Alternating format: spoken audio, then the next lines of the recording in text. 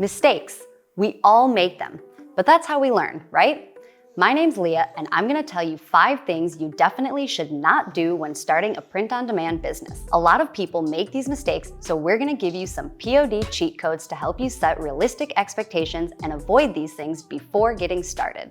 Right away, I'm going to tell you the red flags that I want to help you avoid. Don't try to sell to everyone. Don't get stuck on one product or design. Don't forget about your customer. Don't wait to prepare for the holidays, and don't expect overnight success. Okay, but before we get to it, you might be already making your first mistake. If you haven't already liked and subscribed, do that down below so you can stay in the POD loop. Red flag number 1, trying to sell to everyone. Do your research, find a niche, a gap in the market, and find its audience. Investigate what's hot right now by checking out Google Trends. Many people are extremely passionate about a social cause, for example, environmentalism. Find a focused niche within this scope, like polluted oceans or endangered wildlife. Once you've identified your audience, try to understand their wants and needs. Being too general with a brand or theme will have a lot more competition, so find a niche to make yours stand out. Red flag number 2, getting stuck on one product or design. All too often, people create a design that they absolutely love, they think it's fun, original, cool, but the harsh reality is that sometimes buyers just don't think the same thing. To them, it might be boring, unoriginal, doesn't catch their eye for whatever reason. Don't obsess and get attached to something that simply isn't selling. Don't keep spending a ton of money on Facebook ads for a product that's not working. Keep experimenting with products and designs until you find something that sells. Since you don't need to buy inventory, you can experiment with all sorts of different products.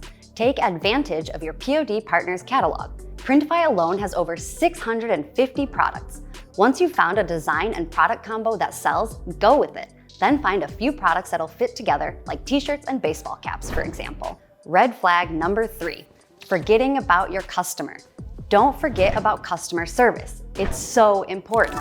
Be open with your customers about the fulfillment process and have clear shipping, refund, and privacy policies in place. Set expectations right away and be proactive about any potential issues your customers might face. Listen to their wants and needs, ask for feedback, and make sure to follow up with them. After all, without them, there'd be no business in the first place. Red flag number 4, waiting to prepare for the holidays. And I'm not talking just about Christmas. There are a ton of different holidays and seasons to celebrate. Halloween, 4th of July, World Chocolate Day, wherever you're trying to find some sales opportunities, be ready. When it comes to holidays, it's never too early to start preparing your designs, promotions, or marketing strategy. By the way, you can download this full holiday sales calendar and see some extra holiday sales tips in the description below. Prepare today, thank yourself tomorrow. And red flag number 5, expecting success overnight. So many people start a POD store thinking it'll be simple, but give up if their first idea doesn't sell. And while signing up with a POD platform, creating some products, and listing them on a store is easy to do with Printify, running a successful and fully operational POD store and actually profiting from it takes a bit more time, commitment, and effort. Rarely will your sales skyrocket as soon as you've set up shop, especially if you're trying to do everything by yourself. It takes some time to get traction, but stick with it. It can be worth hiring a freelancer or help if you have a lack of time or a skill you don't do so well, so you can focus on growing your business. Entrepreneurs make mistakes and experience setbacks all the time. It's natural and part of the learning experience. Own up to your mistakes, keep your customers in the loop, and work to find a solution as fast as possible. Research, experiment, and if you fail, it's okay. You're allowed to try again. If you're just starting out on your POD journey, what else do you want to know?